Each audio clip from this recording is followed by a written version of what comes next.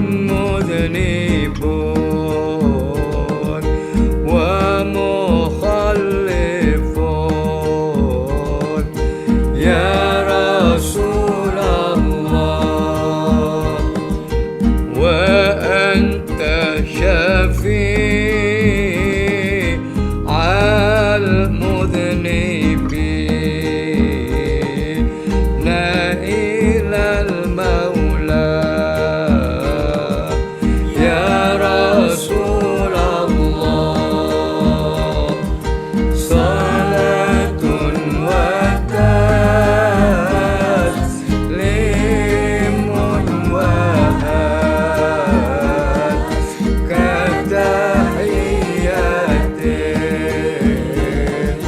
يا رسول الله على المصطفى المختار خير البرية يا رسول الله. وشوقي إلى البيت العتيق وزمزم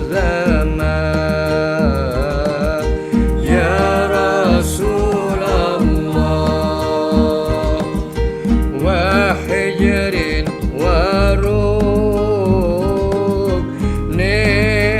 والمقام مع المعلى يا رسول الله. صلاة وتسليم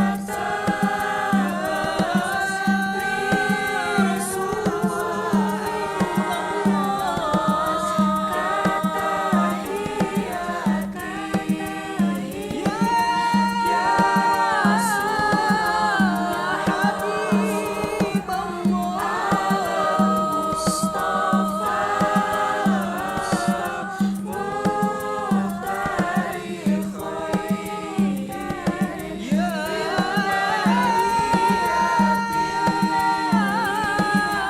يا رسول الله. صلاة وتسليم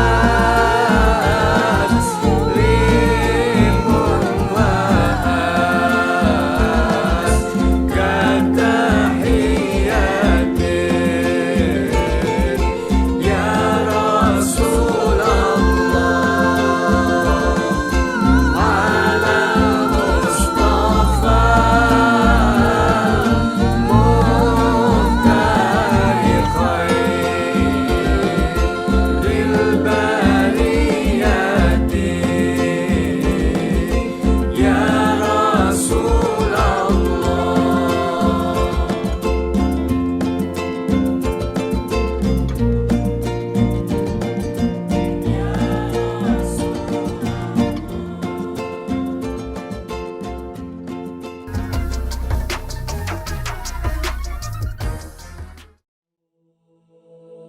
السلام عليك يا رسول الله ورحمة الله وبركاته. السلام عليك يا محمد بن عبد الله. السلام عليك يا خيرة الله. السلام عليك يا حبيب الله. السلام عليك يا صفوة الله. السلام عليك يا أمين الله. أشهد أنك رسول الله، وأشهد أنك محمد بن عبد الله، وأشهد أنك قد نصحت لأمتك وجاهدت في سبيل ربك وعبدته حتى أتاك اليقين، فجزاك الله يا رسول الله أفضل ما جزى نبيا عن أمته اللهم صل على محمد وآل محمد أفضل ما صليت على إبراهيم وآل إبراهيم إنك حميد مجيد.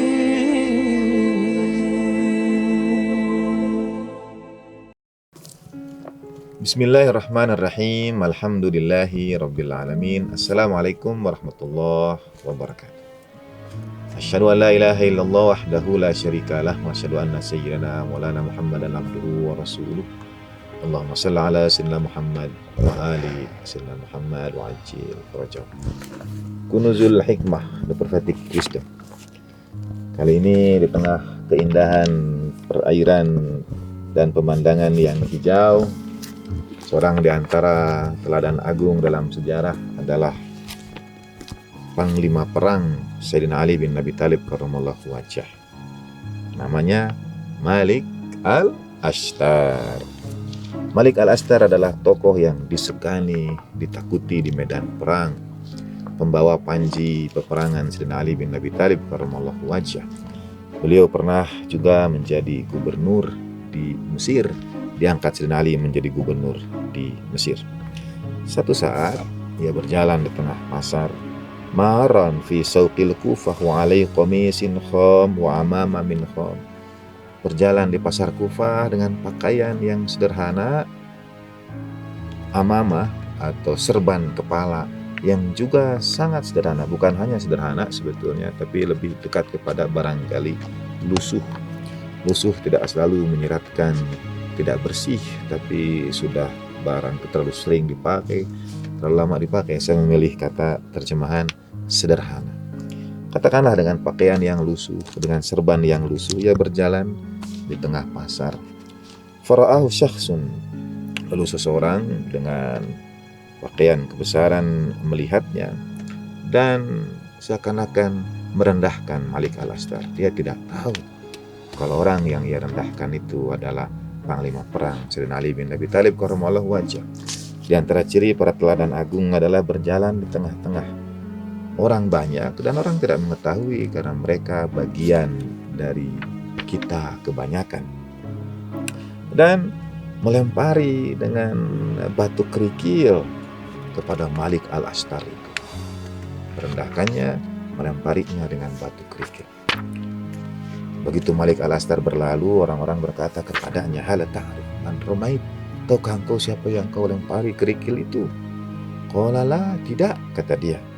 Qila, dikatakan kepadanya, hadza Malikul Ashtar sahibu Amiril Mukminin. Ini Malik Al-Ashtar, sahabatnya Sayyidina Ali. Sayyidina Ali menjadi khalifah kaum mukminin.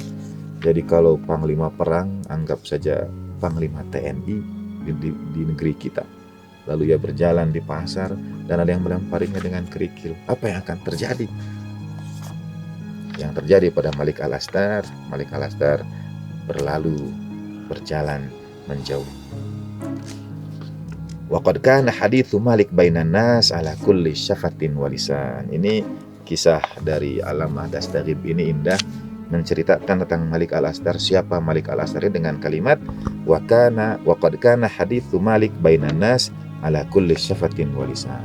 Dan nama Malik itu beredar dalam bibir dan lidah setiap orang. Ini kalimat harfiah, artinya semua orang membicarakan Malik Al-Ashtar. Farta'addar rajulu, laki-laki itu bergetar dan ia berusaha mengikuti Malik Al-Ashtar untuk meminta maaf kepadanya. Fawajadahu qad dakhala masjidan wa huwa qa'imun yusalli. Ia lihat Malik Al-Ashtar menuju masjid dan qa'iman yusalli, lalu berdiri dan sholat. Falamma faragha min sholatihi waqa'a ar-rajulu ala qadamaihi yuqabbiluhuma. Dan setelah selesai sholat, Laki-laki yang tadi melempari dengan kerikil itu bergegas datang menghampiri Malik Al-Astar, hampir-hampir tersungkur hendak mencium kedua kaki Malik Al-Astar. Bayangkan, melempari panglima perang. Sudah tahu takut akan kemungkinan yang terjadi. Berusaha untuk mencium kakinya. "Mahadha," kata Malik Al-Astar, "ada apa ini?" Laki-laki itu berkata, "A'tadiru ilaika mimma sona'tu." Aku minta ampun kepadamu atas apa yang aku lakukan itu. Qala Al-Astar, Malik Astar berkata, "La ba'sa alaik." Sama sekali tidak apa-apa. Fawallahi, demi Allah, Malik Al-Astar bersumpah, "Ma dakhalatul masjida illa li astaghfirulaka." Aku tidak masuk masjid ini dan sholat 2 rakaat tadi itu kecuali untuk memohonkan ampunan Allah Ta'ala bagimu. Dilempari orang dengan batu kerikil, seorang panglima perang, alih-alih memarahi, ia berlalu melangkah masuk ke dalam masjid dan sholat 2 rakaat. Untuk apa? Bukan untuk menenangkan hatinya kalau kita mungkin marah dan kesal karena dilempari. Tidak. Malik Al-Astar sholat 2 rakaat. Ia hadiahkan sebagai permohonan ampunan bagi orang yang melemparinya dengan batu. Kisah hikmah yang indah bagaimana kita diajarkan untuk berakhlak, berperilaku. Dalam kalimat dari Sayyidina Ali bin Abi Thalib karramallahu wajhah, "Idza qaddarta ala aduwik." Kalau Tuhan karuniakan kepadamu kemampuan kau berkuasa atas musuhmu, faj'al afwaka lahu syukran lillah. Jadikanlah ampunanmu untuknya sebagai ungkap syukurmu kepada Allah Subhanahu wa Ta'ala. Kadang kita ingin menjatuhkan seseorang, barangkali ada orang yang tidak suka pada kita dan sebagainya. Pada saat ketika kita berada pada posisi sebaliknya, kata Sayyidina Ali, jadikan maafmu untuk musuhmu itu, ampunanmu untuk lawanmu itu, ungkap syukurmu kepada Allah Subhanahu wa Ta'ala. Alam ini indah dengan segala ciptaan Allah Subhanahu wa Ta'ala. Lebih indah lagi akhlak manusia yang terpuji karena mencerminkan akhlak, sifat, dan isim Allah Subhanahu wa Ta'ala. Wa sallallahu ala sayyidina Muhammadin wa alihi tahirin walhamdulillahi rabbil alamin. Wa ma taufiqi illa billah, alaihi tawakkaltu wa ilaihi unib. Wassalamualaikum warahmatullahi wabarakatuh. Bismillahirrahmanirrahim. Alhamdulillahi rabbil alamin. Wassalatu wassalamu ala sayyidil anbiya'i wal mursalin wa ala alihi tayyibin at-tahirin wa ashabihil mayamin al-muntajabin. Para pemirsa Hadi TV yang saya cintai, para pecinta Rasulullah sallallahu alaihi wa alihi wasallam dan ahli baitnya, Assalamualaikum warahmatullahi wabarakatuh. Alhamdulillah, Allah anugerahkan kepada kita pertemuan ini untuk kita jadikan ini sebagai majelis zikir yang insya Allah di bawah kita terhampar-hamparan dari sayap-sayap para malaikat. Sebagaimana disebutkan dalam hadis Nabi sallallahu alaihi wa alihi, "Innal malaikata la tadau ajnihataha litulabil ilm." Sesungguhnya para malaikat menghamparkan sayapnya untuk diduduki atau untuk berdiri di atasnya para pencari ilmu. Sebagai penghormatan kepada saudara-saudara dan kepada kita yang kali ini bertemu kembali dalam majelis ilmu Hadi TV. Saudara-saudara, saya ingin memulai pertemuan kita ini dengan membawakan riwayat dari Abdullah ibnu Abbas tentang Uqbah bin Abi Mu'ayth. Uqbah bin Abu Mu'id adalah orang terkemuka di kalangan Quraisy.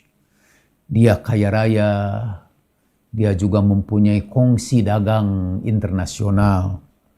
Salah seorang sahabatnya yang berdagang ke Syam adalah Umayyah bin Khalaf al-Jumhi. Kata Ibnu Abbas, Uqbah bin Abu Mu'id ini kana haliman, orangnya santun. Ketika orang-orang Quraisy menghadiri majelis Nabi dan menyakitinya, Uqbah bin Abu Mu'id tidak pernah melakukannya. La yu'di, dia tidak pernah menyakiti hati Nabi. Ia sering mendatangi majelis-majelis Nabi dan ia menjaga adab dalam majelis itu walaupun ia tidak masuk Islam. Nah, pada suatu kali menurut yang kita kutip dari kitab Abu Nuaim Al-Izbahani, kana Uqbah bin Abi Mu'id la yaqdamu min safarin ila sana'a ta'aman fada'a alaihi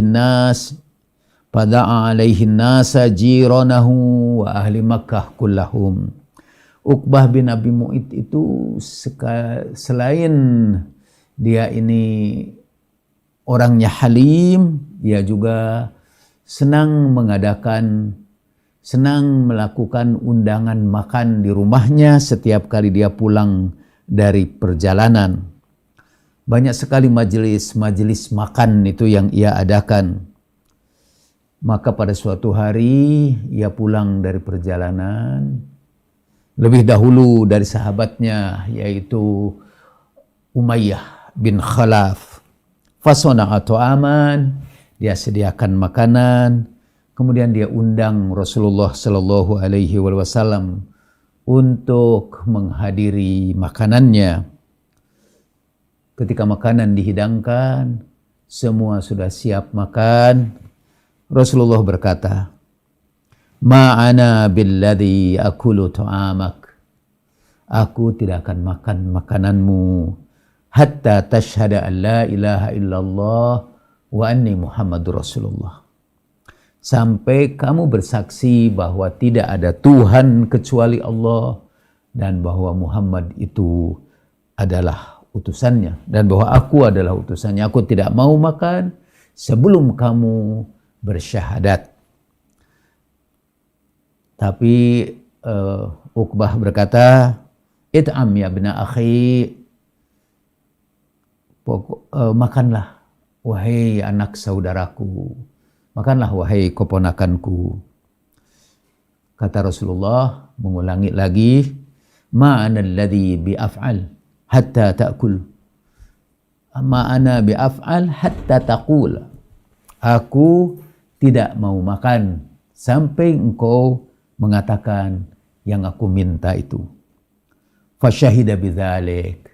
Lalu Uqbah mengucapkan asyhadu an la ilaha illallah wa anna Muhammadar Rasulullah, dan Rasulullah makan dari makanannya.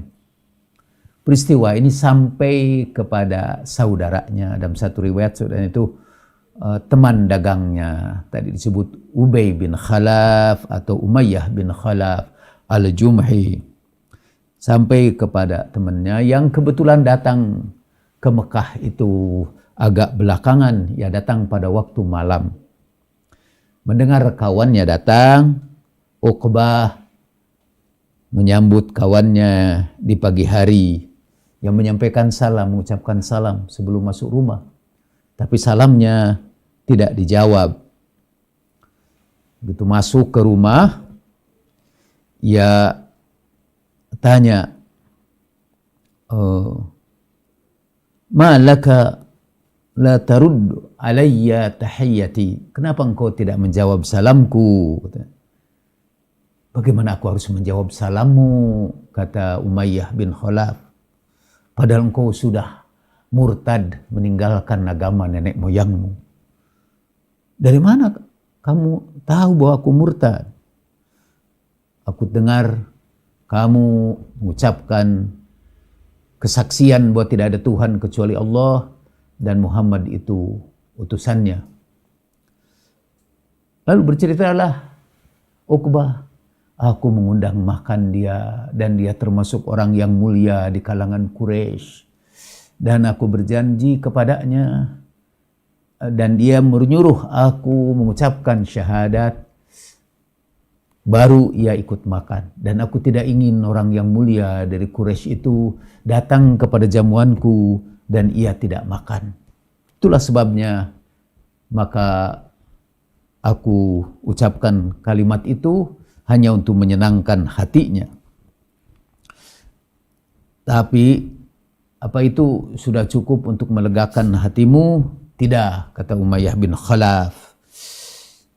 Engkau harus ta'tihi fi majlisihi. Engkau harus datang ke majlisnya. Fatabzuqu fi wajhihi. Dan engkau ludahi mukanya. Watastumuhu bi akhbathi ma ta'lam minasyatm. Dan engkau harus mencaci maki dia dengan kalimat-kalimat yang paling buruk, dengan cacian yang menggunakan kalimat-kalimat yang paling menyakitkan. Maka kata dia, saya akan lakukan itu. Lalu dia mendatangi Rasulullah sallallahu alaihi wa alihi. Dia ludahi wajah Nabi yang mulia, tapi dalam satu riwayat ludahnya itu kembali ke mukanya dan membakar kulit mukanya. Dan kemudian Nabi bersabda, nanti engkau akan bertemu dengan aku dari balik bukit di Badar. Dan waktu itu aku akan meletakkan pedang di atas kepalamu. La alqaqa kharijan min Makkah illa alautu ra'saka bisayf. Setiap nanti kamu tidak keluar dari Mekah dan datang berjumpa dengan aku kecuali aku sudah meletakkan pedang di lehermu. Saudara-saudara, pada waktu terjadi perang Badar, ia termasuk yang melarikan diri, kalah waktu itu kaum musyrikin, melarikan diri dari balik bukit, dan kemudian Rasulullah menangkapnya bersama 70 orang Quraisy, bersama 70 orang yang waktu itu berperang melawan Rasulullah sallallahu alaihi wa alihi. Kemudian waktu ketemu dengan Rasulullah, dia sebagai tawanan, dia berjumpa dengan Nabi sallallahu alaihi wasallam. Kemudian ia bertanya, apakah kamu akan membunuhku di antara mereka itu? Betul, kata Rasulullah, karena engkau sudah meludahi wajahku. Dan berkaitan dengan Abi Mu'ayth ini, Uqbah bin Abi Mu'ayth ini, Allah menurunkan ayat Al-Quran, surat Al-Furqan, ayat 27 sampai 29. Yauma ya'addu zalimu ala yadayh. Pada saat orang-orang zolim itu menggigit jarinya. Nanti pada hari kiamah, wa ma taufiqi illa billah. Alaihi tawakkaltu wa ilaihi unib. Wa akhiru da'wana anilhamdulillahi rabbil alamin. Assalamualaikum warahmatullahi wabarakatuh. Tiba waktu menuai benih indah yang engkau semai.